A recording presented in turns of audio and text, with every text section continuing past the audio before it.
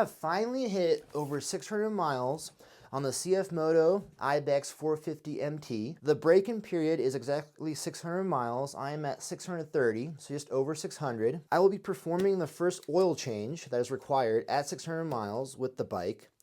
If you're curious about warranty issues with performing this first initial break-in oil change, I did email CFMOTO directly, and this will not affect anything with your warranty.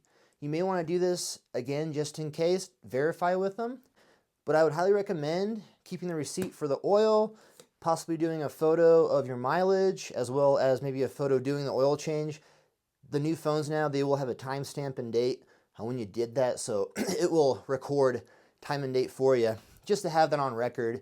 Maybe just write that down, date, when you did everything, so you have it on record, just in case anything happens to your bike down the road and you do need to claim anything through the warranty. I bought this kit directly from the dealer. At my local dealer, it cost $50, $49.99.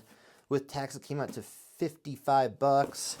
Comes with 3 quarts of oil. This bike takes 2.5, an oil filter, and a crush washer. So in this video, I'll just show you the basic steps to do an oil change on this bike. Tools needed, very simple. You will need a 17 mil and 13 mil socket ratchet. And just because I'm doing a video and I want to give you a better visual of what's going on underneath the bike, I will need a 5 mil Allen as well to get off these side plastic pieces. Let's jump into it. I am underneath the bike. This is an OEM skid plate. You're going to have 4 bolts, 1, 2, 3, and 4. This is the 13 mil socket. Go ahead and undo these. A little bit easier if you put a little pressure on this, just to hold it. Alright, there's the skid plate. Here's the side plastic piece I was talking about earlier. You do not have to remove this to change the oil or filter. I just want to do this so I can give you a better visual on what's going on underneath the bike. It's just a 5 mil Allen, and it's super easy. Really quick to do this. Go ahead and jump on the other side. Remove that one as well. You will need something to drain the oil into. Have that ready underneath the bike. Very important before you do the oil change, make sure to warm your bike up and not just run it at idle. Give it a good couple runs around the block, or even better, just change the oil after a day ride. This just helps everything get stirred up. If anything settlement is down in the oil pan, it gets picked up and just filtered through, loosens everything up, and that way when you get back, let it cool down a little bit, drain that oil. Be careful, because it might be hot. You can wear gloves if you want to. I'm not really a fan of gloves. We have the new oil filter. 1, 2, and 3 quarts of oil. New crush washer.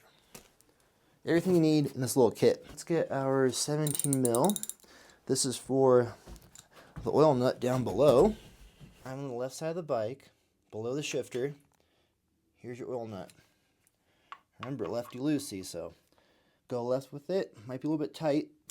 There it goes. As soon as that lets loose, you should be able to do this by hand. I try to loosen these crush washers with my pointer finger on my nail. Just kind of get it loose so it comes out with it. Go slow.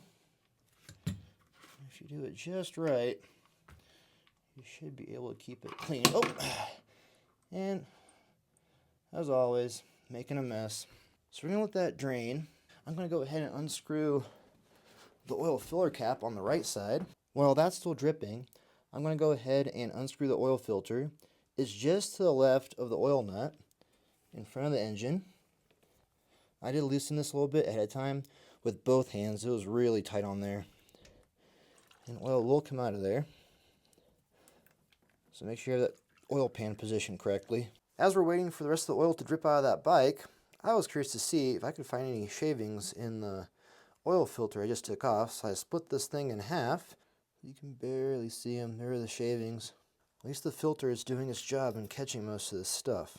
And that's normal. That's the friction plates, clutch plates, and everything, the rings, everything just getting worked in. And that's why it's very important to do this initial oil change when they recommend it. Now on the new filter, go ahead and dab your finger in that old oil. Go ahead and go around the ring like so. There's a little rubber gasket along the edge here. This will make it easier taking it off the next time you do this.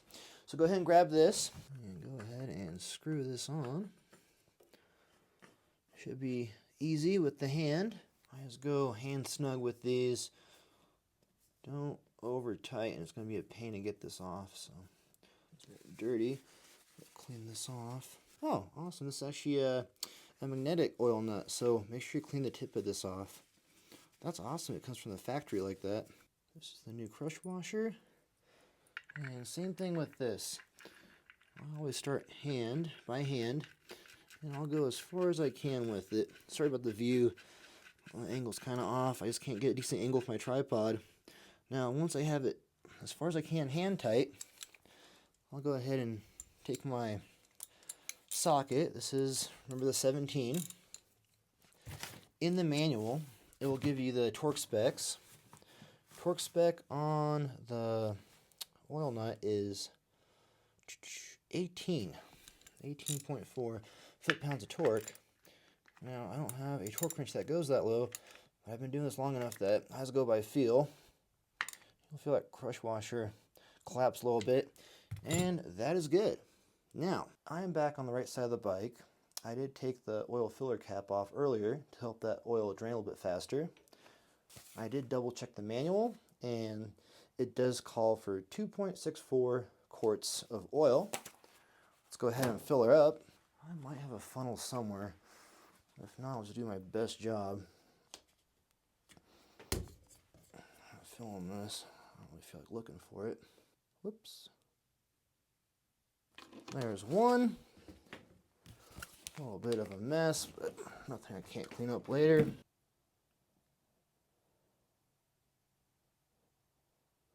There's two.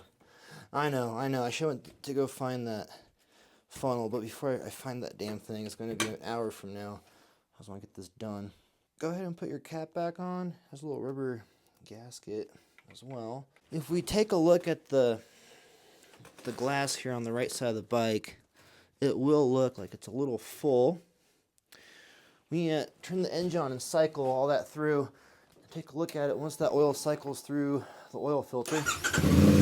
Just give it like a minute or so.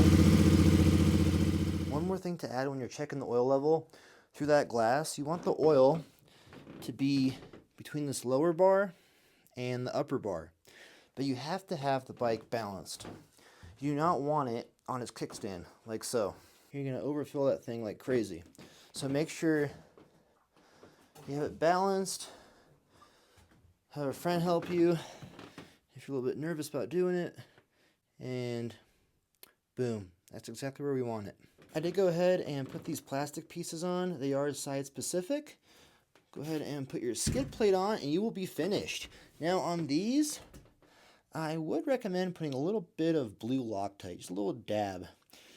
And that's it. We have some great things coming up on the channel. West Wind Moto sent me a bunch of soft bags to try out, as well as this rack system kit for the back of the CFMOTO, which I'm super stoked to try out. And they did agree to do a giveaway once I shoot that video in the near future. So keep an eye out for that video. I will be giving away a bag system once that comes out. If you're not subscribed yet, consider subscribing, hit that bell button, and you'll be notified when the next video comes out. It is getting cold in here. I can see my own breath.